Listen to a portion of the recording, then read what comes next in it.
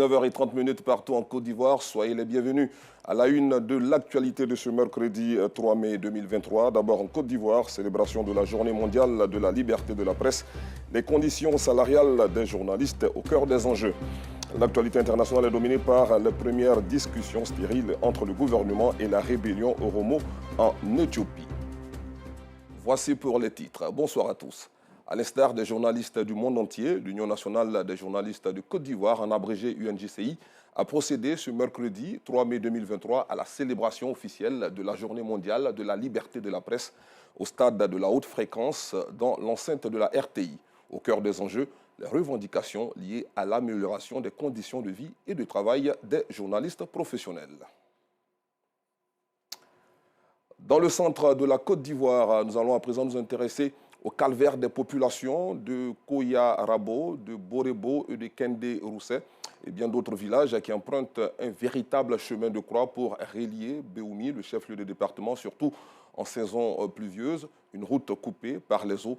En saison sèche, ce sont des pannes provoquées par des crevasses et des nids de poules à n'en point finir, une situation qui rend difficile l'écoulement des produits agricoles. En souffrance, les populations appellent à l'aide au micro de Théodore Zouzou et Baïssa Kogaï. Axe Béoumi-Goïtafla en plein travaux de bitumage à 17 km de l'ancien village de Borebo. De ce lieu, il est difficile de relier Koya-Rabo à 27 km de Béoumi ainsi que plusieurs autres villages. Des crevasses, des nids de poules rendent la voie impraticable. La route là n'est pas bon. La route, il y a un seul pont, ils ont rangé. On doit avoir un deuxième pont. Deuxième pont là, ils n'ont pas rangé. La route est mauvaise. Si il pleut là, on ne peut pas passer là. On est obligé de passer par Konaïri pour venir à Konurbo. Une situation qui n'arrange aucunement les villageois. Quant à l'écoulement des produits agricoles, non seulement le coût du trajet grimpe, l'accès au marché de Béoumi, chef-lieu de département, est difficile. Nous n'avons pas de route. C'est une situation infernale. Pour nous les femmes, nous ne pouvons pas écouler nos produits agricoles, ce qui freine l'autonomisation de la femme ici. Les pannes sont fréquentes sur cette voie qui relie plusieurs villages. Là-bas, il y a des trous comme escaliers. C'est ça qui a fait quand on est rentré dedans. Donc, disons, arrivé ici, on a vu que les boulons qui sont cassés, on en panne. Le pire sur ce tronçon, c'est la présence de 2 points critiques au niveau du cours d'eau nommé Kran à Kwadio-Sakassou. L'un de ces points a été traité par le conseil régional et au niveau du second, les buses ont été abandonnées. Acculés par les difficultés en saison de pluie, les villageois placent eux-mêmes comme ils peuvent ces buses. En témoignent ces pirogues. Le chef du village de Koya-Rabo, que nous trouvons à la tombée de la nuit, explique l'attitude des villageois. Ils ont fait un premier pont, mais le deuxième pont sur le camp de Kwadio-Sakassou, jusqu'à aujourd'hui, n'a pas encore été fait. Avec la montée de l'eau, quand il pleut, pendant la saison pluvieuse, ça prend sur la route. Il faut aller tourner jusqu'à Konaïri pour arriver à Béoumi. Le conseil général d'alors, c'est eux-mêmes qui ont déposé les bus là, mais n'ont pas pu faire le pont. Ça a été un abandon. À Koya-Rabo, tout comme dans les autres villages de la localité, la saison des pluies n'est pas la bienvenue. Pourtant, ils vivent de l'agriculture.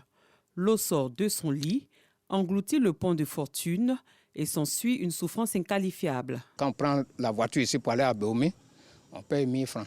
Mais quand l'eau monte là, il faut payer au moins 2000 francs, 3000 francs pour arriver à Béoumi. Bon, notre souhait, c'est qu'on fasse le pont de Kwadio-Sakassou. Le pont qui est là, c'est ça qui nous gêne.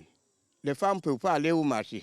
Pendant la saison des pluies, on est obligé d'aller passer à Kounari avant d'aller à Béoumi. On est obligé des fois même de transporter la femme enceinte qui est en travail à moto.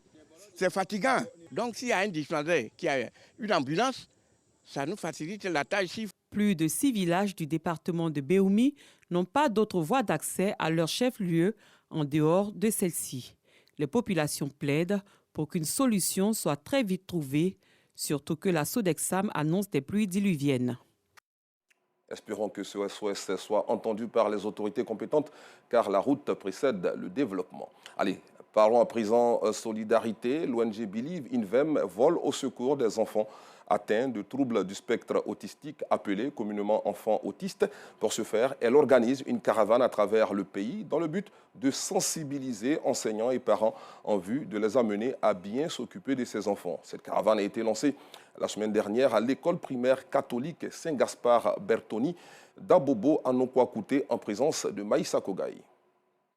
Ces enfants atteints de troubles du spectre autistique, appelés communément enfants autistes, sont parfois marginalisés et ignorés par la société. L'ONG Believe a décidé de porter assistance à ces personnes atteintes d'autisme. Pour mener à bien ces activités, une caravane de sensibilisation sillonne le pays.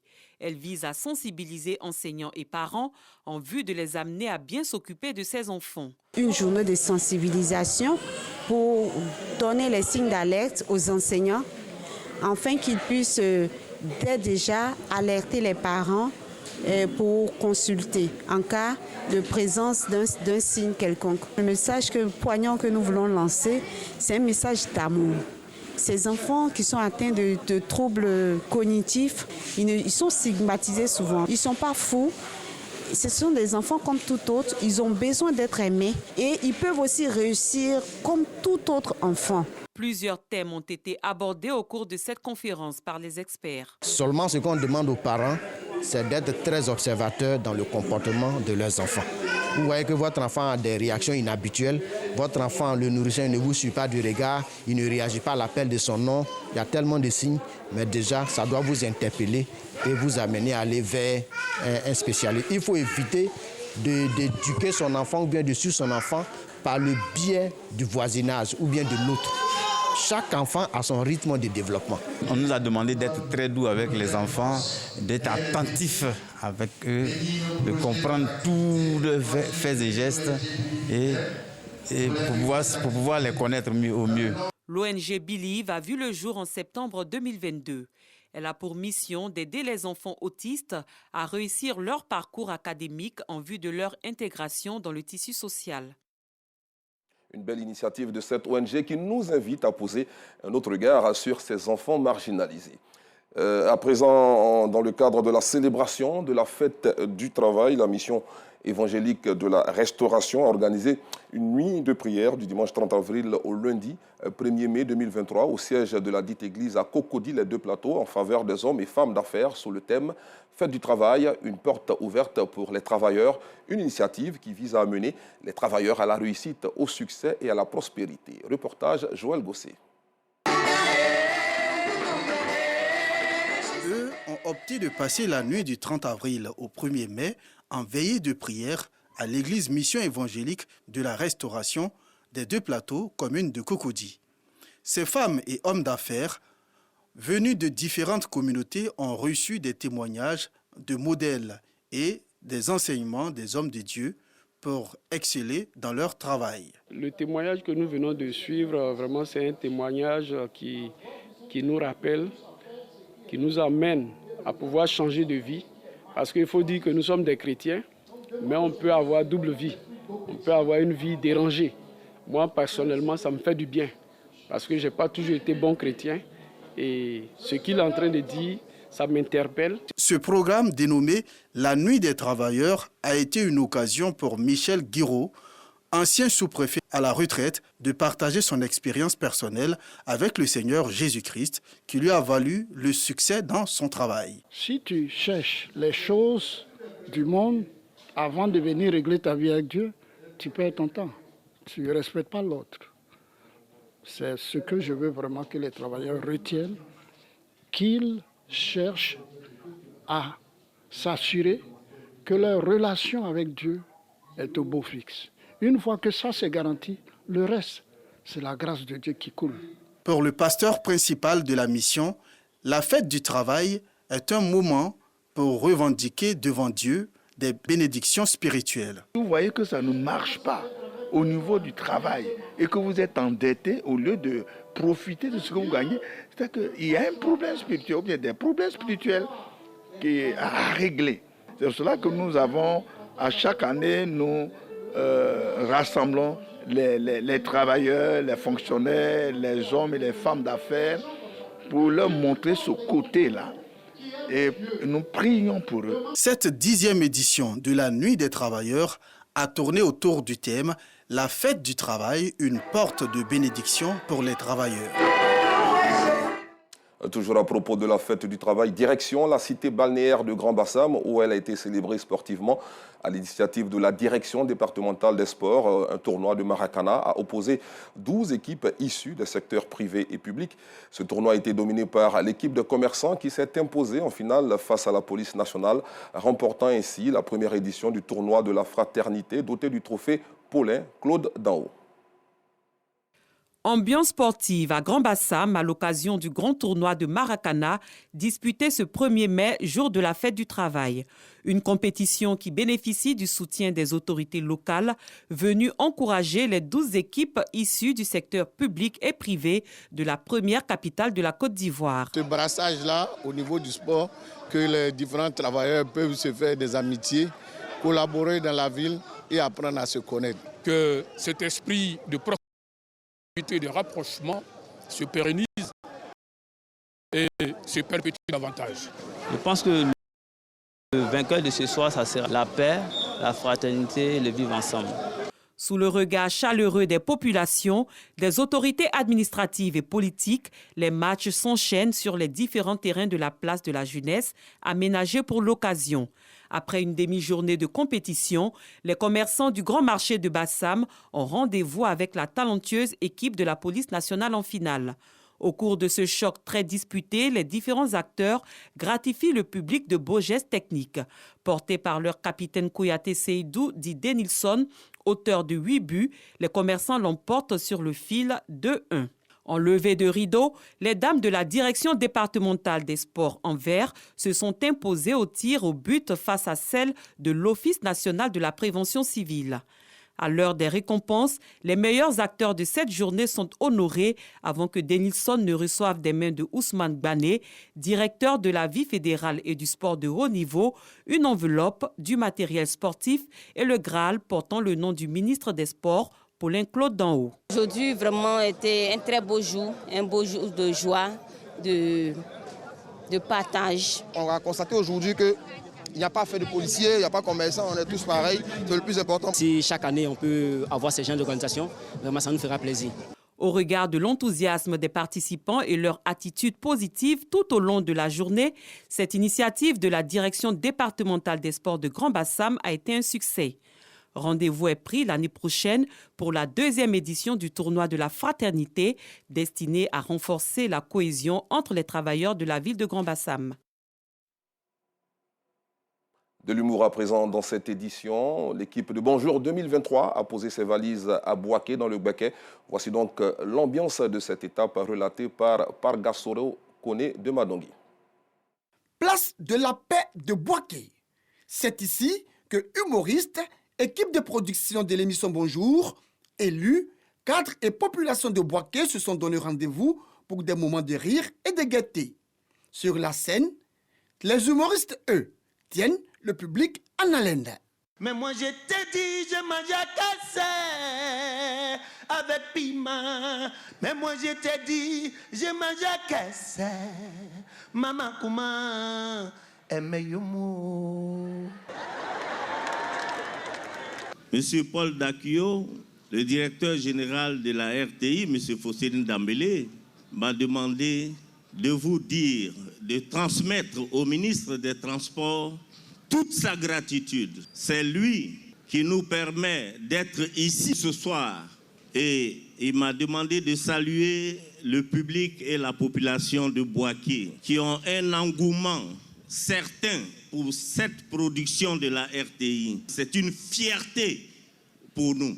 Le représentant du parrain a, à cette fête humoristique, exhorté les populations du Béquet à privilégier le vivre ensemble et la solidarité, non sans exprimer sa reconnaissance au directeur général de la RTI pour cette émission d'humour. Bonjour est devenu une institution que la RTI a su imprimer à toute la Côte d'Ivoire. Et Bouaké ne pouvait pas être en reste. C'est pourquoi le ministre Amadou Koné a décidé d'offrir ce spectacle. Donc, Bouakéens, Bouakéennes, le rire est chez vous. Profitez-en le plus possible grâce au ministre Amadou Koné. Le message du représentant du parrain, reçu 5 sur 5 par les populations qui disent avoir été séduites par la qualité des prestations des humoristes. J'ai aimé, j'ai apprécié. J'aimerais dire merci à la RTI, dire merci au parrain, le ministre des Transports, Amadou Koné. Chaque année, il faut que ça revienne ici. Ils ont été à la hauteur. Ils ont bien presté, on s'est bien amusé aussi. Mon souhait, c'est que Bonjour revienne chaque année. Nous remercions le ministre pour nous avoir écueillis, pour nous avoir donné cette occasion. Vraiment, nous avons bien ri et c'est une thérapeutique. Nous sommes très bien contents. Après Boaké, équipe de production et humoristes se disent prêts à affronter dans quelques jours le public de Korogo pour plus d'humour et de rire. Après Boaké, bien sûr, l'équipe de Bonjour 2023 a marqué une escale à Adzopé, dans la région de Lamé. Suivons ce reportage. Nouvelle gare d'Adzopé, ville située au sud de la Côte d'Ivoire, dans la région de Lamé, à environ 105 km d'Abidjan. Lieu choisi par comité d'organisation locale, équipe de production et humoristes de Bonjour de la RTI pour égayer autochtones, acquiers, allogènes et allochtones de cette localité. Sur le podium, les humoristes font montre de leur savoir-faire. Comme on dit, attends-moi ici, j'arrive. Oh, j'ai dit, faut pas me non? Au nom du directeur général de la RTI, je veux vous dire merci, population d'Adzopé. Mais revenez encore dire merci à son Excellence, le Premier ministre. Vous savez, on aime voir comme ça les populations dans la convivialité. Et c'est ça la marque de Bonjour. Toute l'équipe de Bonjour Tour veut dire merci encore. Bravo population d'Adzopé. La représentante du parrain, le Premier ministre Patrick Achi, satisfaite de la mobilisation exceptionnelle des populations, les a invités à l'union et à la fraternité. Elle n'a pas manqué de féliciter le directeur général de la RTI, Fosséni Dambélé, pour l'initiative avant de se réjouir de l'entente et de la solidarité qui règne entre les filles et les fils de Lamé. Accueillant pour la première fois Bonjour Tour, ici à Adzopé, nous avons voulu marquer avec vous l'entrée dans la nouvelle année par la joie. Je peux vous assurer que cette édition dans notre chère ville ne sera pas la dernière. Oui, Adzopé aura tous les ans son bonjour. Et avec vous, nous ferons en sorte que cette belle fête soit encore plus belle année après année. Merci à la direction générale de la RTI et l'équipe de production de Bonjour Tour. Le public n'a pas boudé son plaisir. Il a tenu à exprimer toute sa reconnaissance aux autorités de la région, à leur tête le chef du gouvernement Patrick Achi, président du conseil régional de Lamé. Cette belle fête de l'humour a pris fin par la prestation des artistes chanteurs du terroir et ceux venus d'Abidjan.